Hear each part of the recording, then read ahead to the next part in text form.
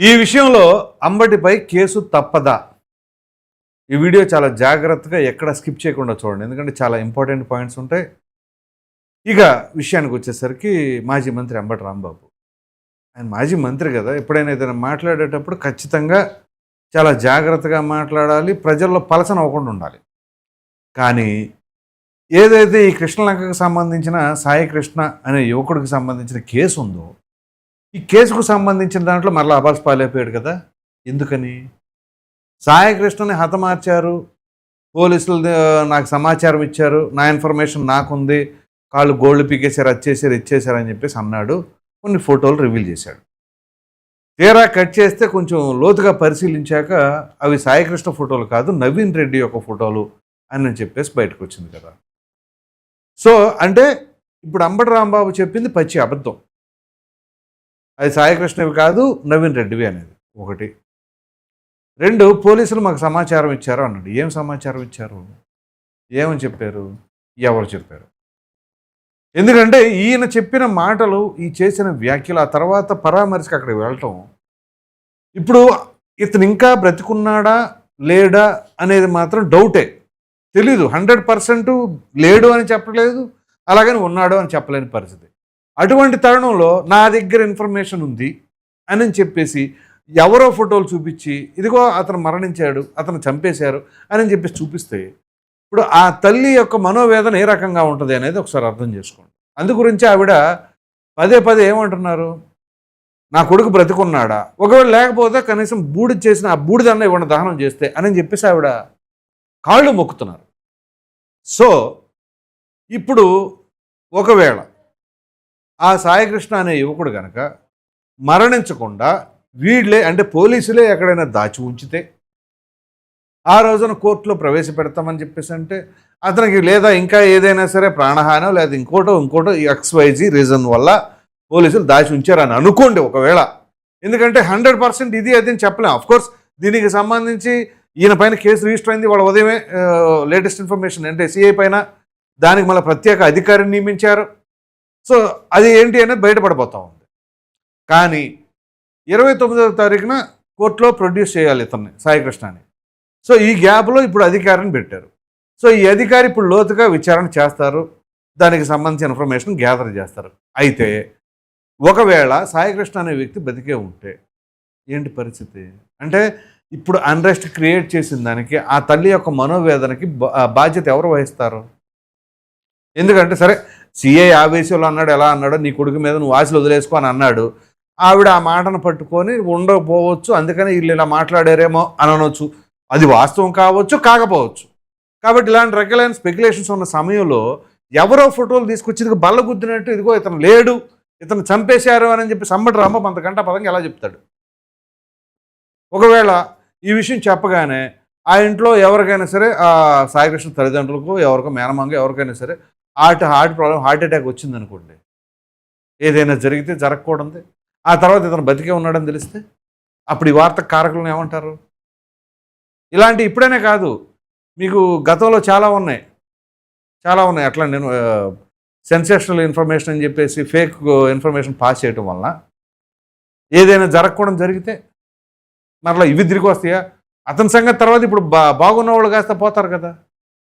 ఇలా ఎలా మరి వేరే ఫేక్ ఫోటోలు పెట్టుకుని, పైగా ఎవరో సామాన్యుడు కాదు కదా, మాజీ మంత్రి ఆయన.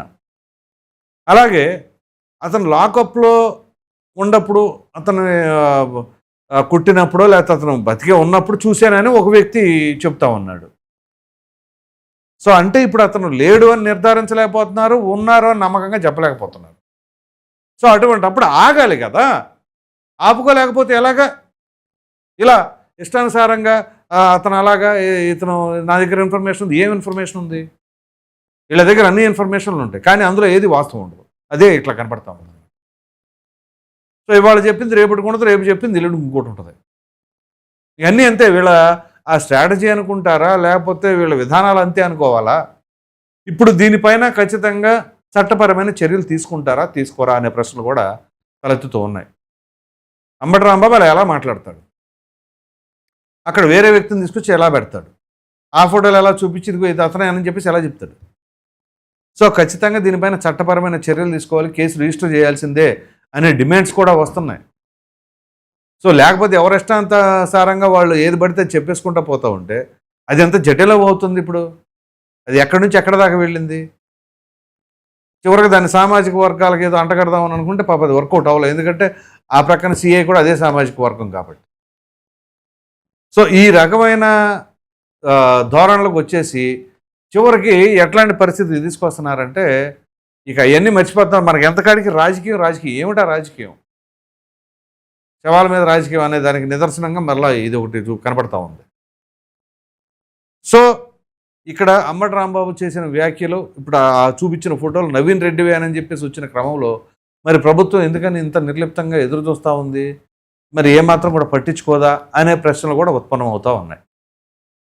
కాబట్టి ఇక్కడ సాయికృష్ణ ఎపిసోడ్లో చట్టం తన పని తాను చేసుకుపోతుంది, ప్రభుత్వం దానిపైన చర్యలు తీసుకుంటుంది. ఎందుకంటే దీనిపైన ముఖ్యమంత్రి గారు అలాగే ఉప ముఖ్యమంత్రి గారు సుమారుగా గంటన్నర సేపు చర్చించుకొని ఆ తర్వాత డీజీపీ గారికి ఆదేశాలు పంపించడం, డీజీపీ గారేమో ఒక ప్రత్యేక అధికారిని నియమించడం.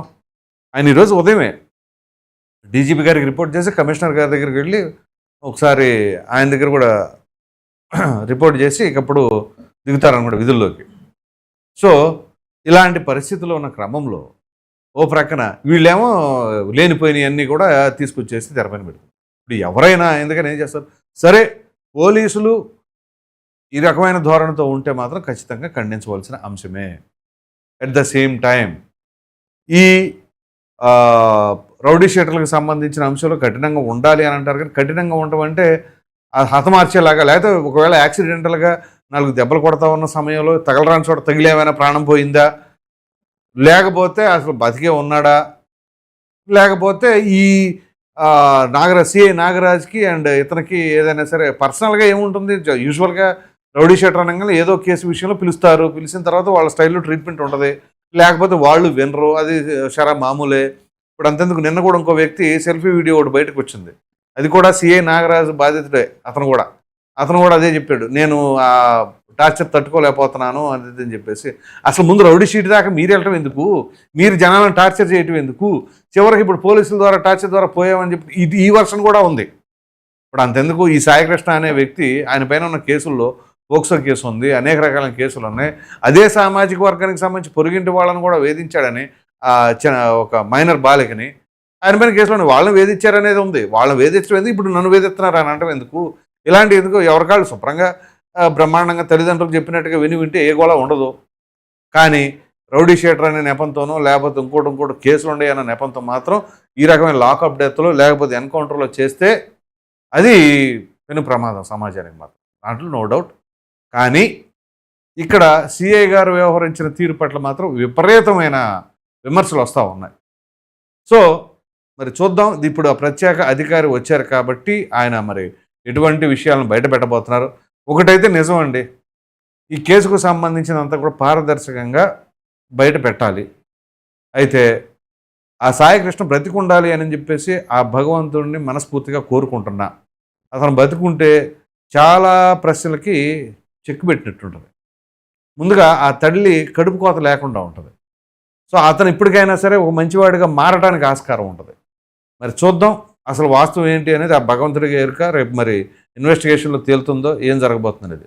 ఈ వీడియో పైన మీ అభిప్రాయం ఏంటి అనేది కామెంట్ సెక్షన్లో తప్పకుండా తెలియజేయండి. Thank you.